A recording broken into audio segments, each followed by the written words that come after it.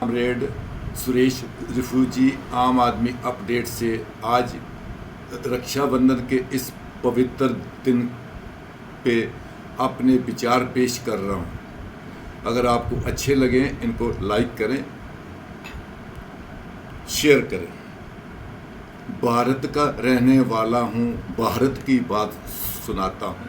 साथियों, हमारे देश में एक साल में 2 दफ़ा कन्या पूजन होता है। नवरात्रों में हम कन्या पूजन करते हैं बड़े धूमधाम से, बड़ी श्रद्धा से, भक्ति से, और हम अपने बेटों को नहीं समझाते कि ये जो हम कन्या पूजन कर रहे हैं क्यों कर रहे हैं, क्यों हमको उनको समझाना पड़ेगा कि ये कन्या पूजनीय है, चाहे इसका ये रूप छोटा है, बड़ा है, बहन का है, माँ का है, दादी का है, नानी का है, ये पूजनीय है, ये आदरणीय है। उसके बाद सावन की पूर्णिमा को रक्षाबंधन का त्योहार हमारे भारत में बड़ा ही धूमधाम से और बड़ा ही एक पवित्र दिन है।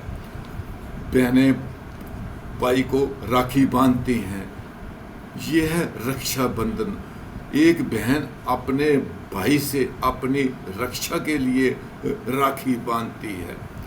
ये भी हम मातर रस्म ही रह गई है।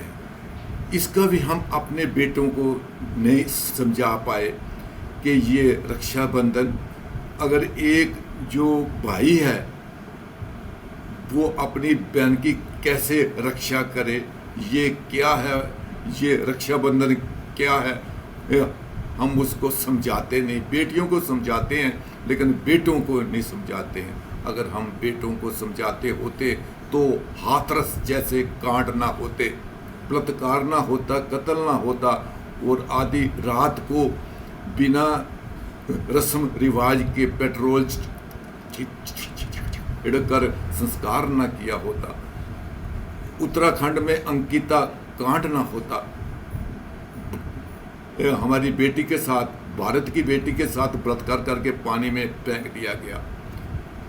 ये कन्या पूजन और रक्षाबंधन जैसे त्योहार मनाने वाले भारत देश में ऐसा क्यों, इस पे हमको सोचना होगा, समझाना होगा, समझना होगा, क्योंकि एक ये सभ्य समाज में ये चीज़ें शोभा नहीं देती।